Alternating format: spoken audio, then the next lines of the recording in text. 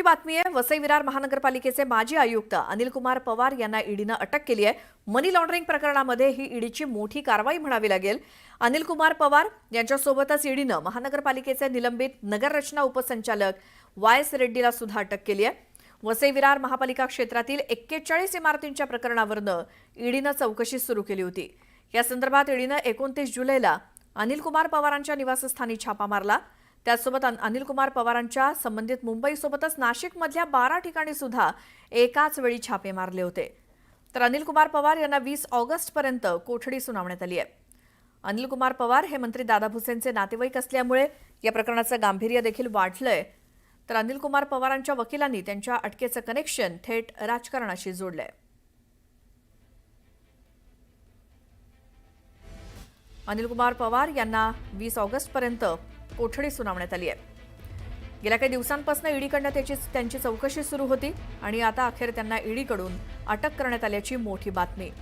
वसई विरार महापालिका क्षेत्रातील 41 इमारतींच्या प्रकरणी ईडीने त्यांची चौकशी सुरू केली होती। याच संदर्भात ईडीने 29 जुलैला अनिल कुमार पवारांच्या निवासस्थानी छापा देखील मारला होता। वसई विरार सोबतच मुंबई आणि नाशिकमधल्या एकूण 12 ठिकाणी ईडीने छापेमारी केली होती। आता त्यांना 20 ऑगस्टपर्यंत कोठडी सुनावण्यात आली आहे। ते दादा भुसेंचे नातेवाईक असल्यामुळे या प्रकरणाचं गांभीर्य आणखी वाढलंय।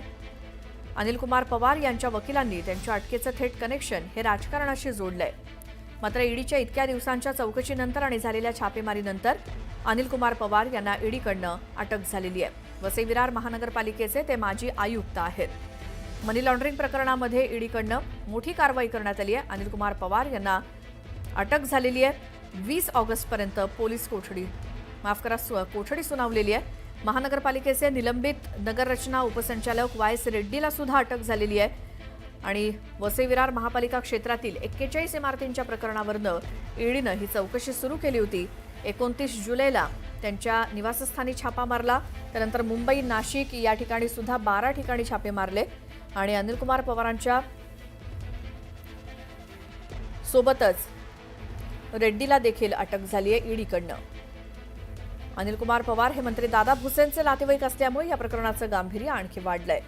तर अखेर ईडीकडून अटक झाली अनिल कुमार पवार यांना। या संदर्भात माहिती घेऊयात आमचे प्रतिनिधी प्रशांत बाग यांच्याकडनं। प्रशांत, या संपूर्ण प्रकरणाबद्दल काय सांगाल? श्वेता, आपल्याला माहिती आहे की अत्यंत गाजलेलं हे प्रकरण आपल्याला म्हणता येईल, कारण हायकोर्टाच्या आदेशानं 41 इमारती जमीनदोस्त करण्याचा निर्णय झाला आणि या सगळ्या प्रकरणामध्ये ज्यावेळेस अनिल कुमार पवार आणखीन इतर तिघांना अटक करण्यात ईडी कोर्टात PMLA कोर्टात हजर करण्यात आलं, त्यावेळेस पवार यांचे वकील उज्ज्वल चव्हाण यांनी अनेक धक्कादायक आरोप केले। आर्टिकल 21चा आधार हा पहिल्या सुनावणीमध्ये त्यांनी घेतला। अरविंद केजरीवाल आणि ईडी या दोघांची भूमिका त्यांनी स्पष्ट केली। वेगवेगळ्या प्रकारचे केसेसचे दाखले दिले। सर्वोच्च न्यायालयाच्या माध्यमातून ईडीच्या कारवाईमध्ये कशा प्रकारे गडबडी होत असते हे सुद्धा सांगितले। आणखीन हे सांगत असताना एक अत्यंत धक्कादायक आरोप केला। अनिल पवार हे राज्याचे कॅबिनेट मंत्री दादा भुसे यांचे भातजावई आहे आणि ते भातजावई आहे। आणखीन त्याचबरोबर दादा भुसे जे आहेत ते एकनाथ शिंदे यांचे निकटवर्ती आहे। आणखीन ईडी या संस्थेवर भारतीय जनता पक्षाचं नियंत्रण आहे।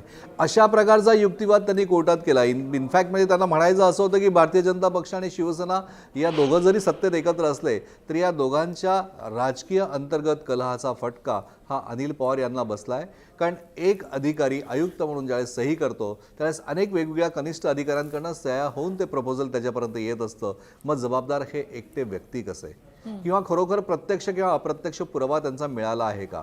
कोणत्याही प्रकारची रक्कम मिळाली नाही। 1,33,00,000 रुपये त्यांचा पुतण्या जनार्दन याच्याकडे नाशिकला जी रक्कम मिळाली, तर हा जनार्दन जो आहे तो वैयक्तिक टॅक्स पेयर आहे, त्याचं वैयक्तिक उत्पन्न आहे। अशा प्रकारचेही अनेक दाखले सुद्धा त्यांच्या वकिलांनी दिले। या सगळ्या प्रकरणामध्ये अनिल पवार यांना राजकीय पद्धतीनं गोवण्याचं षडयंत्र आहे हा त्यांनी केलेला आरोप हा धक्कादायक होता। अर्थातच ईडीच्या वकील कविता पाटील यांनी त्यांचे युक्तिवाद करताना हे आरोप फेटाळले आणि या सगळ्या विषयावरनं पुन्हा येत्या 20 तारखेपर्यंत काय काय नेमकं तपासात समोर येतं हे बघणं महत्त्वाचं ठरणार आहे। पण अनिल पवार हे वरिष्ठ IAS अधिकारी आहे, डेकोरेटिव्ह अधिकारी आहे आणि त्यांना गोवण्यात आलंय याचा वारंवार पुनरुच्चार आर्टिकल 21चा आधार घेऊन त्यांच्या वकिलांनी केला। त्यामुळे सुनावणी पहिली जरी असली तरी ती खळबळजनक होती आणि ती गाजली सुद्धा। या 6 दिवसांच्या कोठडीमध्ये अजून काय काय तथ्य समोर येत आहे उज्ज्वल पवार म्हणजे उज्ज्वल चव्हाण यांचे जे आरोप आहे त्याच्यात तथ्य आहे का ईडीने ज्या प्रकारे अटक करून कारवाई केली यात तथ्य आहे? कारण रेड्डींकडनं खूप मोठं घबाड सुद्धा सापडलं आहे. कारण याच्यामध्ये रोख रक्कम, हिऱ्यांचे दागिने, जवळपास 32 कोटी रुपयाची मालमत्ता आत्तापर्यंत ईडीच्या ताब्यात आलेली आहे. उत्तर याचंही द्यावंच लागणार आहे. पण पवार यांना खरोखर गोवलं गेलंय का रेड्डीज फक्त यातले आरोपी आहे? या सगळ्या विषयांची उत्तरं येत्या 6 दिवसामध्ये आपल्याला समोर स्पष्ट होतील एवढं निश्चित आहे. पण राजकीय गदारोळ आणि राजकीय आरोपांनी ही केस गाजायला सुरुवात झाली आहे. श्वेता, बिलकुल. आणि त्यांचे ते नातेवाईक आहेत दादा भुसे यांचे, ते मंत्री आहेत, त्यामुळे या मुद्द्यावरनं सुद्धा म्हणजे याचं गांभीर्य वाढलेलं आहे. दादा भुसेंना सुद्धा वेळोवेळी पत्रकारांकडनं या संदर्भात प्रश्न विचारण्यास सुद्धा आलेले होते. त्याबद्दल काय सांगाल?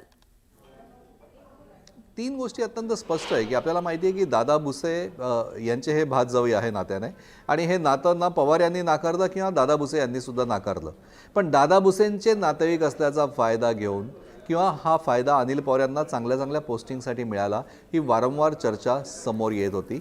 आणखीन ही चर्चा कायम जोरात सुरूच असते. त्यामुळे दादा भुसे यांचे असलेले नातेसंबंध आणि अनिल पवार यांना मिळालेल्या वेगवेगळ्या प्रकारच्या पोस्टिंग याची सांगड ही प्रत्येक वेळेस प्रत्येक ठिकाणी घातली गेली आहे. आणखीन या अशा प्रकारचं हे समोर घटना आल्यानंतर या गोष्टी अधिक जास्त प्रकर्षाने समोर येतात. पण एखाद्या अधिकाऱ्यावर एखाद्याचे नातेवाईक असणं म्हणून बोट उचलणं हे कितपत योग्य आहे, हा सुद्धा प्रश्न काल कोर्टात उपस्थित करण्यात आला. की नातेवाईक आहे याचा अर्थ तुम्ही त्याचा गैरफायदा घेतला असा होत नाही. अधिकारी त्याच्या कर्माने अधिकारी होतो, मेहनतीने अधिकारी होतो, की IAS पर्यंत जे पोहोचलेत ते त्यांच्या मेहनतीने पोहोचलेत. दादा भुसे हे मंत्री आज आहेत, पण अनिल पवार हे अधिकारी तर किंवा महसूल सेवेमध्ये राज्याचं तर अनेक वर्षांपासून आहे. त्याचं काय? काही प्रश्नांची उत्तरं ही युक्तिवादातच मिळतात. पण एक मात्र निश्चित, राजकारण याच्यात रंगतं आहे, राजकारण याच्यात रंगणार आहे. कारण हितसंबंधातनं, मैत्रीतनं, नातेसंबंधातनं फायदे हे होतच असतात. श्वेता, प्रशांत, धन्यवाद या सगळ्या माहितीसाठी.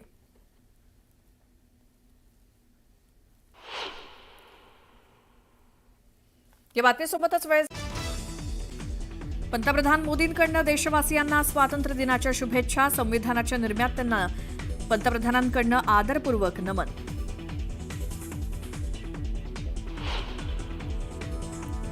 ऑपरेशन सिंदूरमध्ये पाकड्यांना चोख प्रत्युत्तर देणाऱ्या जवानांना सलाम. जवानांनी शत्रूंना कठोर शिक्षा दिली. मोदींकडून ऑपरेशन सिंदूरमधील जवानांना कौतुकाची थाप. रक्त आणि पाणी एकत्र वाहू शकत नाही, म्हणूनच सिंधू जलकरार स्थगित केला. भारतातून वाहणाऱ्या पाण्यावर आमचा अधिकार, मोदींनी पाकला सुनावलं.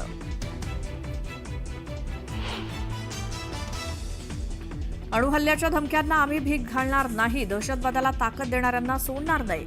हल्ला करणाऱ्यांना चोख प्रत्युत्तर देऊ. मोदींचा लाल किल्ल्यावरनं पाकड्यांना थेट इशारा. RSSकडनं 100 वर्ष राष्ट्राची सेवा. संघाची सेवा अतिशय गौरवपूर्ण, तर सेवा, संघटन, समर्पण आणि अनुशासन ही संघाची ओळख. मोदींकडनं संघाचं तोंड भरून कौतुक. विकसित भारत म्हणजेच आत्मनिर्भर भारत. जर वोकल फॉर लोकल हाच विकसित भारताचा मंत्र, तर प्रत्येक क्षेत्रात आत्मनिर्भर होणं आवश्यक. मोदींकडनं देशवासियांना कानमंत्र. यंदाच्या दिवाळीत देशवासियांना मोठं गिफ्ट मिळणार, तर नेक्स्ट जनरेशन GST रिफॉर्म्स आणणार. 8 वर्षांनंतर GSTचा फेर आढावा घेणार. लाल किल्ल्यावरनं मोदींची घोषणा. युवकांसाठी आजपासून 1 लाख कोटींची नवीन योजना. पंतप्रधान विकसित भारत रोजगार योजनेची मोदींकडनं घोषणा. स्वातंत्र्य दिनाच्या दिवशी मोदींची देशातील युवकांसाठी खुशखबर. मुख्यमंत्री देवेंद्र फडणवीसांच्या हस्ते मंत्रालयात ध्वजवंदन. देशाच्या 79व्या स्वातंत्र्य दिनानिमित्तानं देशवासियांना फडणवीसांनी दिल्या शुभेच्छा. कल्याणमध्ये मटण विक्रीवरील बंदीवरनं वाद पेटला. विरोध करणाऱ्या आंदोलकांना घेतलं ताब्यात. महापालिकेबाहेर बंदोबस्तात वाढ.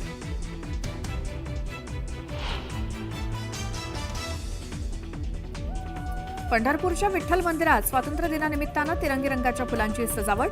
स्वातंत्र्य दिनानिमित्तानं विठ्ठल मंदिराचं सौंदर्य फुललं.